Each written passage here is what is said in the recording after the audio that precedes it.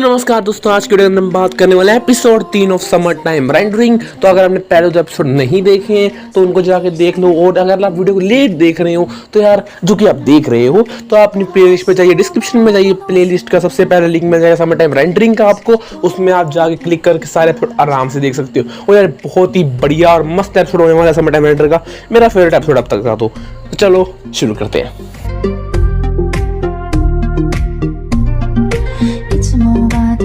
तो हमारा स्टार्ट होता है एपिसोड जिसमें आजरो, शिंपे और मियो के कमरे के अंदर शैडोज के बारे में बात कर रहे होते हैं। वो बात करते हैं किस तरह शैडो किसी बंदे को देखती है तो उसको मार के उसको कॉपी कर लेती है, रेप्लिकेट कर लेती है। तो इसमें मियो कहती है जो शियोरी शियोरी उसको हमें बचाना पड़ेगा क्योंकि उसने अपनी शैडो देखी है, अगर उसको नहीं बचाएंगे उसकी जान खतरे में होगी। तो मियो कहती है हम चलो घर चलते हैं कोबामार्ट के अंदर। तो आजरो शिंपे कहते हैं नहीं, तुमको जाने की जरूरत नहीं है, मैं अकेला जाके देख लूंगा क्या सीन है वहाँ पे।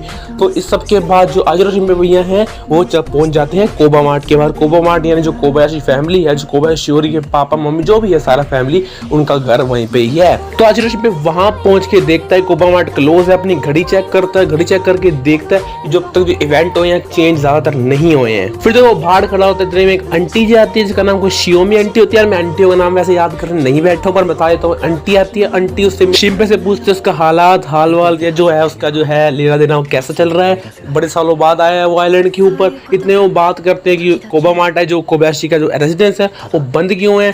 तो शियोमी आंटी बोलती है चलो हम जाके चेक करते हैं। वो घंटी बजाते हैं उनके घर की पर कोई आवाज नहीं देता, जवाब नहीं देता। तो फिर घर के अंदर घुस जाते हैं, घर के अंदर धीरे धीरे करके वो उनके लिविंग रूम में घुस जाते हैं। लिविंग रूम में देखते हैं कि जो टेबल है खाने पे सारा खाया हुआ नहीं है और वो पड़ा है, और जो टीवी है वो भी ऑन रह गया है।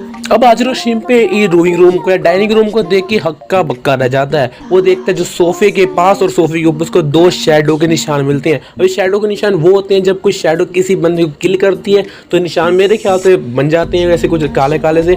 एक इनको मिलता है जमीन के ऊपर, एक मिलता है सोफा के ऊपर। अब इसको देख के देखो शिंपे का बिल्कुल भाई हालात फट जाते हैं, मतलब भाई पूरा मतलब सोचने लग जाता है कि इसमें अंदर हुआ क्या था यहाँ पे। फिर शिंपे काम होकर चीजों को एनालाइज करता है, काम डाउन होता है, सोचता है कि किस तरह से हुआ। पहले तो सबसे पहले टेबल नोटिस करता है, टेबल पे देखता है खाना है वो पड़ा हुआ है और वो खाना कल रात का डिनर पड़ा हुआ है। शिंपे देखता है जो अटैक हुआ था शैडोज का वो कल रात को हुआ होगा। और वो देखता है जो फ्लोर पे निशान पड़े हुए हैं बड़े बड़े वो किसी ने जोर से मारे हुए हैं, जैसे मानो किसी ने कोई जोर से इमेंस पावर से जोर से जो निशान पड़े हुए हैं लक्कड़ की फ्लोर पे ऐसे दब्बे से पड़े हुए हैं। और वो क्या हुआ उसको समझ में नहीं आता। और मैं आपको ये चीज़ बता दूं कि ये देखो ये सीन है और इसके अगले सीन है जो वो बहुत ही फोरशैडोइंग वाले सीन है। मैंने थोड़ा आगे वाले एपिसोड देख रखे हैं इस एनिमे के, तो मैं बता देता हूँ इस एपिसोड में बहुत ही ज़्यादा फोरशैडोइंग कर रखी है। जो आप नोटिस करो नोटिस कर सोचा करो क्या हो सकता है आगे। तो इसके बाद आजरो शिंपे पूछता है आंटी से कि मैं ऊपर जाके देखता हूँ ऊपर क्या सीन है। तो उसकी आंटी बोलती है ठीक है तुम जाओ ऊपर चेक करो, मैं नीचे वाला फ्लोर देखती हूँ। ऊपर जाते हुए आजरो शिंपे ये सोचता है जो उसको निशान मिले थे 2 सोफा के पास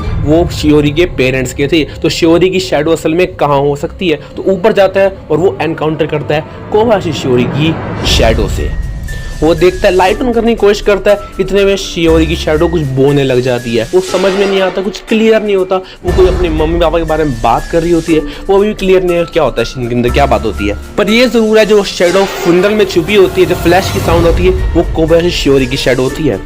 अब इस चीज को आजरो शिंपे अच्छी तरह समझ लेता है और शैडो शिंपे को मारने के लिए आती है। इतने में आंटी आके इसकी जान बचा लेती है शिंपे की। फिर इस सबके बाद शिंपे टॉयलेट चेक करते, टॉयलेट में देखता है वो ऊपर खिड़की दरवाजा खुला होता है जहां से शैडो एस्केप करी होती है। इसके बाद शिंपे और जो शियोमी आंटी होती है वो फोन कर देते हैं पुलिस को कि बता देते हैं कोबायाशी गायब हो चुके हैं। इसके बाद शिंपे के दिमाग में एक चीज आती है, अगर वो काले बाल वाली आंटी से बात करे जो जिसको कुछ पता हो सकता है, इसमें फेरी भी मिला होता है तो उसको कुछ पता होगा शैडोज के बारे में। तो वो सोचता है शिंपे उससे मिलने की, उसको ढूंढने की कोशिश भी करता है बाद में। अगर ये सब बहुत आसान होता, अगर जब वो दूसरी बार टाइम में बैग आया था अगर वो फेरी पे डायरेक्टली होता, पर इस बार वो डायरेक्टली आइलैंड पे हुआ था टाइम में बैग, तो इसलिए वो आंटी से ढूंढने की कोशिश करता है काले बाल वाली आंटी से। तो सबसे पहले वो अलग अलग आइलैंड के जो रिजॉर्ट होते हैं उनके पास जाके पूछता है कि उन्होंने कोई आंटी को देखा जिसके बड़े उपाय हो, उनसे जा जाके पूछता है।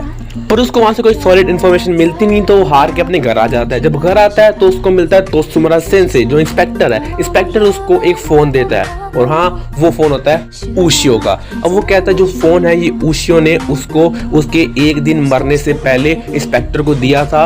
इसने कहा तुम इसको संभाल के रखो। ऐसा लगता है उशियो ने जब फोन दिया उसको पता है कि वो अगले दिन मरने वाली थी, तो मतलब खुद को ही पता डेथ होने वाली है। ऐसा कुछ सस्पेंस सा बन जाता है।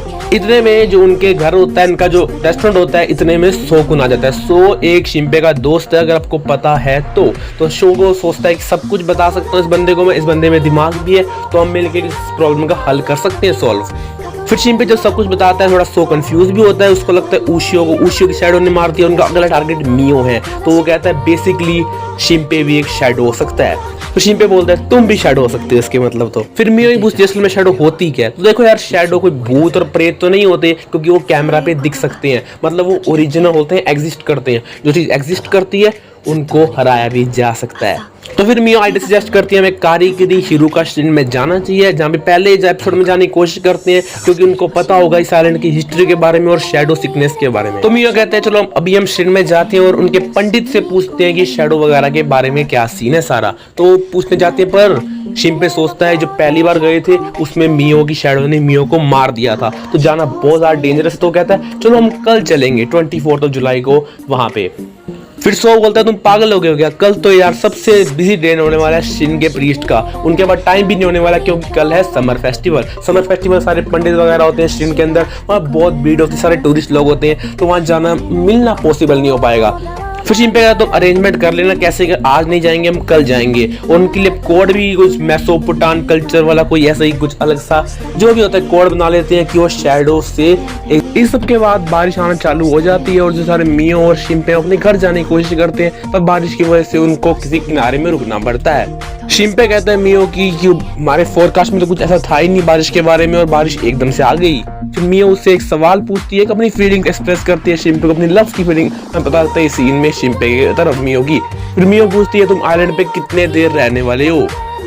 शिंपे कहता है पहले तो मैं आइलैंड छोड़ने वाला था, फिर के थोड़े दिन बाद ही मैं छोड़ने वाला था आइलैंड को, पर अब सिचुएशन बदल गई है, शैडोज वगैरह के चक्कर में मैं थोड़ी देर और रह सकता हूँ। फिर मियो शर्मा जाती है और कहती चलो कोई बात नहीं, और उसको नेकलेस दे देती है जो आजरो शिंपे ने उसको गिफ्ट दिया था। दोबारा नेकलेस मिल जाता है। और फिर अगला दिन होता है शाम का 24 जुलाई का। ये वही दिन है जिसमें वो जाने वाले थे हिरुकासामा श्रिन के पास। आजरो शिंपे उशियो के फोन में पासवर्ड लगा के देख रहा होता है जिससे वो कोड क्रैक कर दे। 4 डिजिट का कोड होता है, मतलब 10,000 पॉसिबिलिटीज होती है। मैंने इतनी मैथमेटिक्स पढ़ी नहीं, वैसे मेरे को पता है इतना तो बेसिक नॉलेज कि 10,000 सिस्टम होते हैं अलग अलग, वो लगा के देता रहता है ये करके कोई लग जाए। और इतने में सो उनके पास आ जाता है मिलने के लिए, उसको लेने के लिए श्रिन के पास।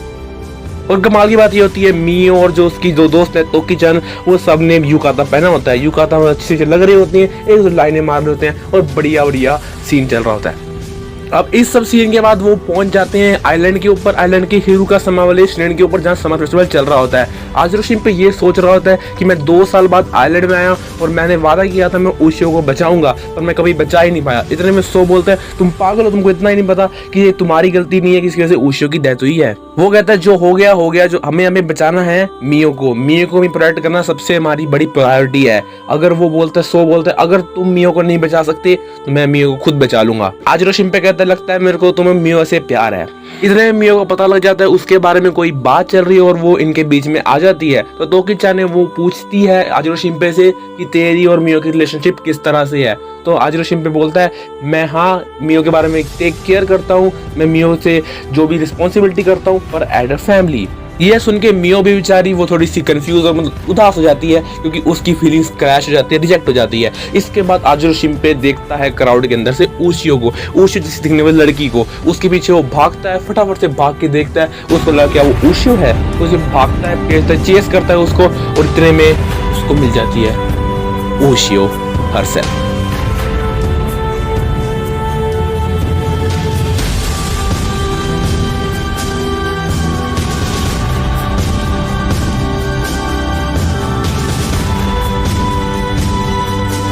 इसी ब्यूटीफुल सीन हमारा खत्म होता है। मिलेंगे अगले एपिसोड, तब तक थैंक्स फॉर वॉचिंग।